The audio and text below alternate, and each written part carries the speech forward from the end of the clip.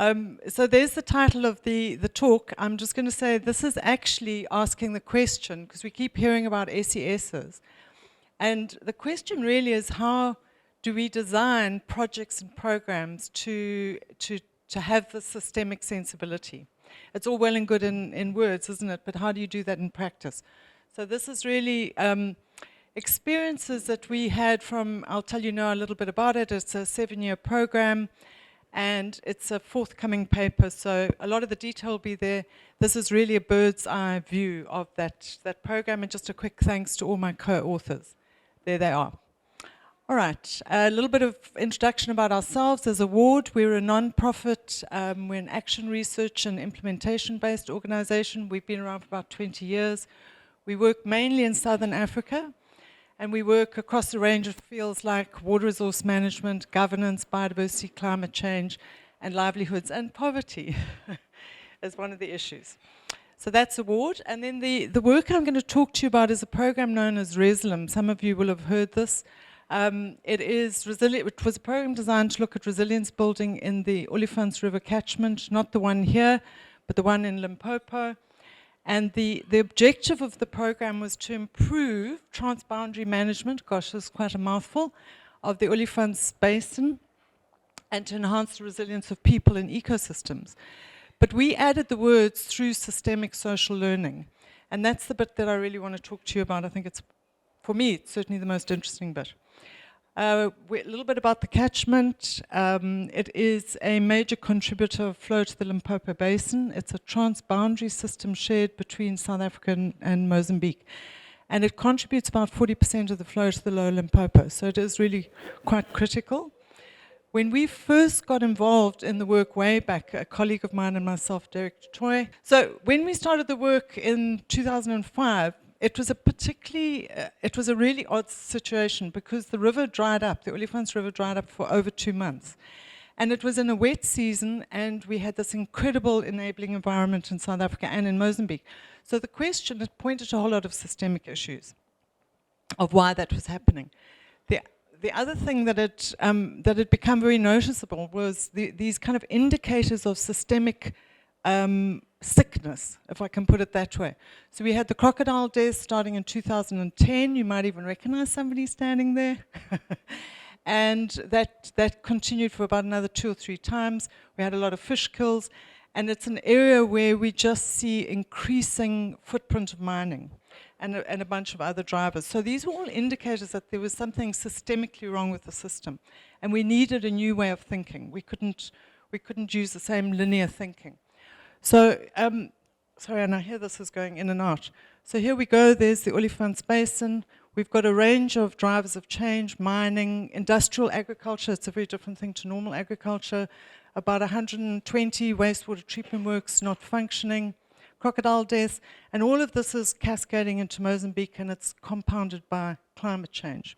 And we started to see these increasingly severe extreme events. So it's a system that is characterized by loss of ecosystem services, huge amounts of inequality, its former homelands under the system of apartheid, and extreme events. So that was some of the context. So when we started this big program funded through USAID, it was how do we design this based on our previous experience as an SES approach. So off we went. Just a little bit of theory, 101. Systemic social learning, you'll keep hearing this, and some people will think, what on earth are they talking about? It really is about asking people to see things differently. Filling in the picture, seeing what used to be, I don't know how you see that as a young woman, old woman, filling in the color, and suddenly you have quite a different view. That is social learning, okay? It's reconstructing and making new meaning out of the truth you think you have. And you try and do that collaboratively. So let's not make a big meal out of that. Systemic thinking, that's, I think quite a lot of people know this, it's trying to move from this traditional linear cause and effect. If I solve the cause, then I've solved the problem, to actually saying these things are all interconnected. And actually if I impact on one part of the system, it's going to reverberate through the system. And I've heard time and time again, I think this morning people just kept saying, we were hit by uncertainty, hit by uncertainty. How do we prepare stakeholders and ourselves for a future of increasing uncertainty? So that really is about systems thinking. Social learning, I just want to say one more thing because it comes up quite a lot. There's this idea that we fill people up with knowledge, they were empty vessels, and they sail off on a happy future. It's very behaviorist. It doesn't work that way, and we know that. There's pretty good evidence behind that. So social learning is much more this reflexive, long-term process. All right, I think I'm done now with a bit of the theoretical stuff. So how do we put this into practice? Well, we adopted 2 phases. We came under quite a lot of criticism from other organizations. What are they doing? Because 18 months we spent, phase 1, just scoping with stakeholders a systemic picture of the Olifants River Basin, instead of getting on with projects. But we used that phase 1 to then design a series of so-called projects. But those projects were projects that were designed to look at what we call places to intervene in the system, these leverage points that then reverberate through a system. So that was the kind of design feature. You don't need to try and read this particular diagram, but it was upwards of 36 projects that fell within climate, land, water, and we had to manage those projects over about a 5-year period and try and build in this kind of systemic sensibility. This is a heuristic that we constructed and for me has been particularly useful. It's not for everybody's cup of tea. But I think what is useful here is we're saying we're interested in water security and land integrity. And that delivers a bundle of ecosystem services. It impacts on people's livelihoods and whether they come out poor, rich, in whichever way you might want to define that, that becomes also a driver in the system. There were a range of drivers we looked at. We bounded our system for people that know systems theory, and we had these big incoming drivers that have a one-way arrow which says you can't really do much about them, but you accept that they're there, and you embrace that. So that was a heuristic that we used, and it was a very important heuristic, particularly for people that think systematically. They could see where their work fitted in. It was like, that's fine, I'm working on vulnerability, and there I fit in. Okay. Some of the challenges that we faced, excuse me, this is always interesting in retrospect because now we can retroflect. And we've called this the flower diagram. The paper does go into a lot of detail around these, and I won't go on endlessly. I want to just do 2 with you.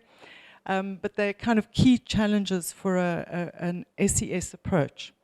And I'll go through the difficulties in trying to help people think about complex systems, how to develop contextual awareness, diversity of theories. You get social scientists, ecological scientists. How do you marry those theories? How do you make people feel comfortable about their own particular framings?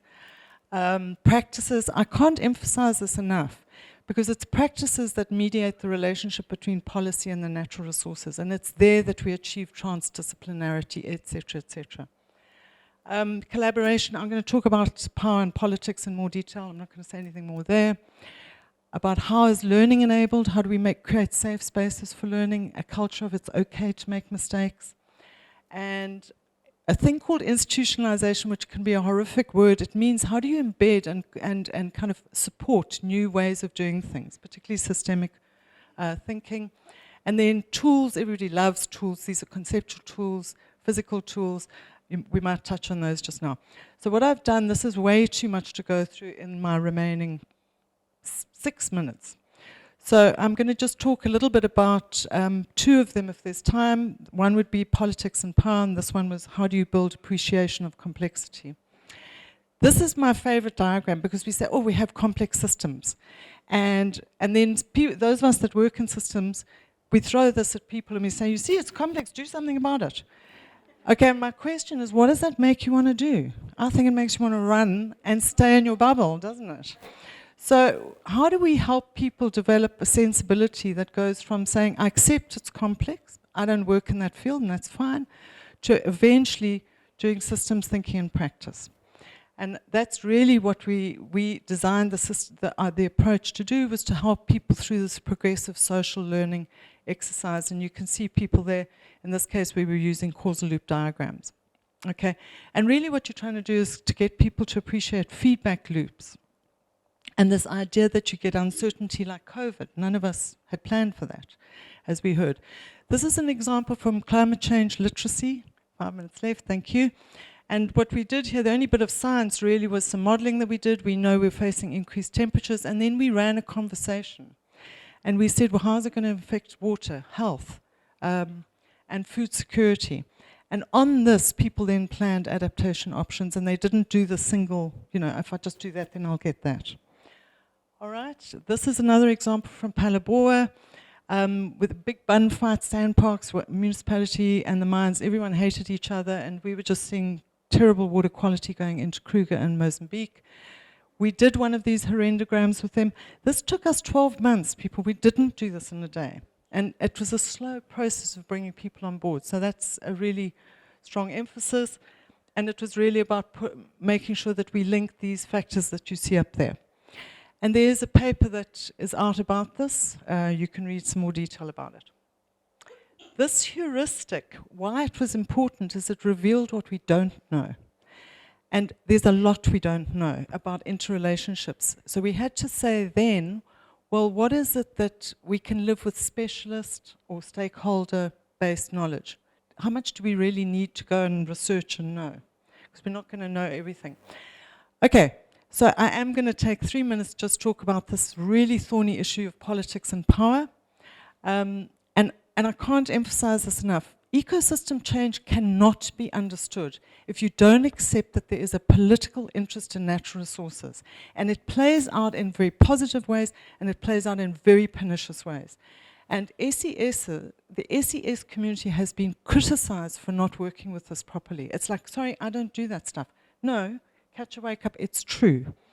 So, and it hasn't been particularly pleasant for us, but I'll tell you 2 stories around it if there's time.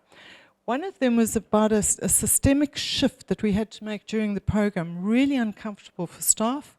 A bit of the background here, we had 2016, South Africa has catchment management agencies, which are only 20 years behind. And the then minister, who's gone before the Zondo Commission, cancelled all CMAs. And that, I cannot tell you the impact that had on the water sector. And I had staff saying, look, I need to leave. I can't work in this environment. We had to pull everybody back, pull up your shoe straps. And this happened in a context of drought.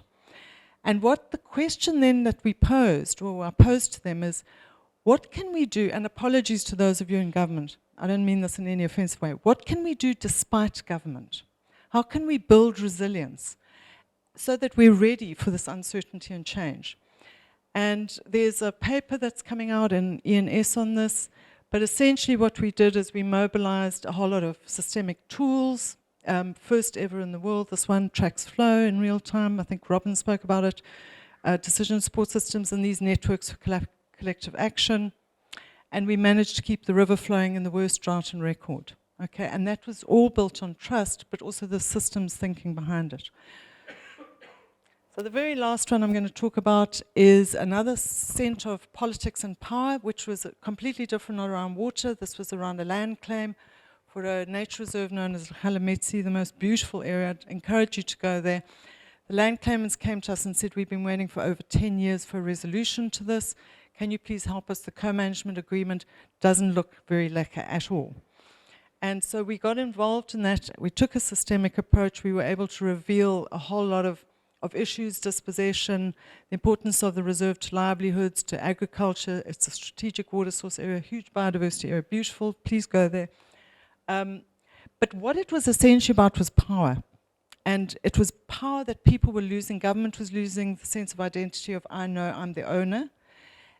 But underneath that, we had to understand the hesitancy of the state to give over co-management. And the hesitancy, sadly, had a lot to do with this. And this was always known as the BRICS.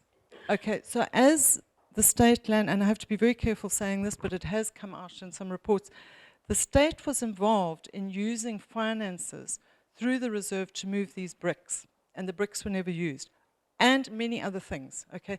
So once you say you're the new owner, I'm giving up the power over this.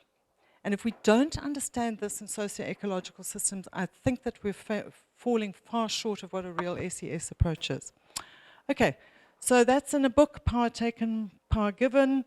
And I just wanted to end with this little, it was a message that I received from the CPAs, these are common property associations that have put the land claim in. People, this was in March. And they said, thanks very much, things are going forward, it's working wonderfully. As of last week, it is not working wonderfully. And that's how dynamic this political and power system is. Okay, we've had a change in leadership, there are other interests have come in, and so keeping your finger on this pulse, as uncomfortable as it is absolutely necessary, I think, to this idea of long-term sustainability. So those, any of the other 6 challenges are in the paper. I'm very happy to share them with people. And I hope that helps people thinking about how you design an SES.